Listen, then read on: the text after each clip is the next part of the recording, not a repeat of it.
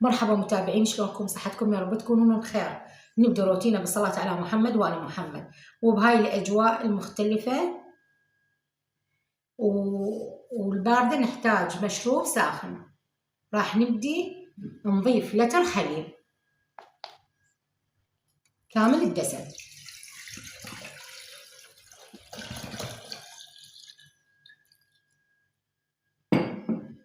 راح نخلي هنا نص ملعقة أكل قهوة سريعة الذوبان. هنا عندنا ملعقتين شكر، وهنا عندنا ملعقة كبيرة كاكاو خام. نخلط المواد كلها على البارد. طبعا في فصل الصيف نعتاز قهوة مثلجة، عصائر. هسه شوية الجو اختلف وفلاونزا، فدائما نحتاج هسه مشروبات ساخنة. هسه هنا راح نخلطهم كلهن على البارد ويذوب عندنا ونخليهن على النار.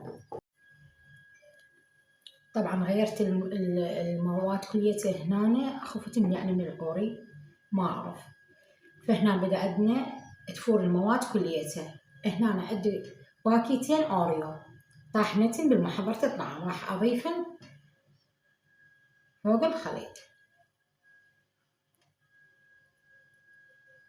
انتو بكيفكم، تردون اوريو، تردون لوتس، شنو المتوفر عندكم.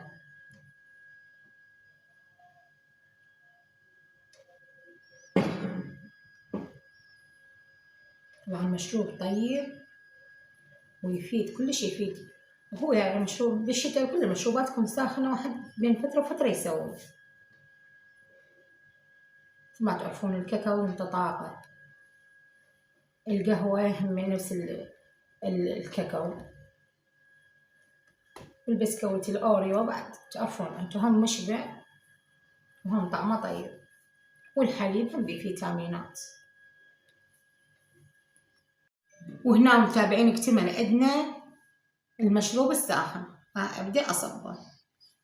طريقته سهلة ومواده كلها متوفرة.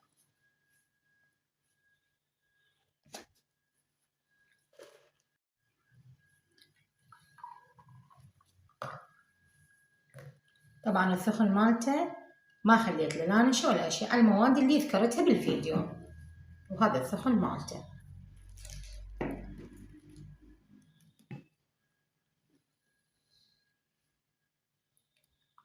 نضيف للتزيين على وجهي، خلي عليه كاكاو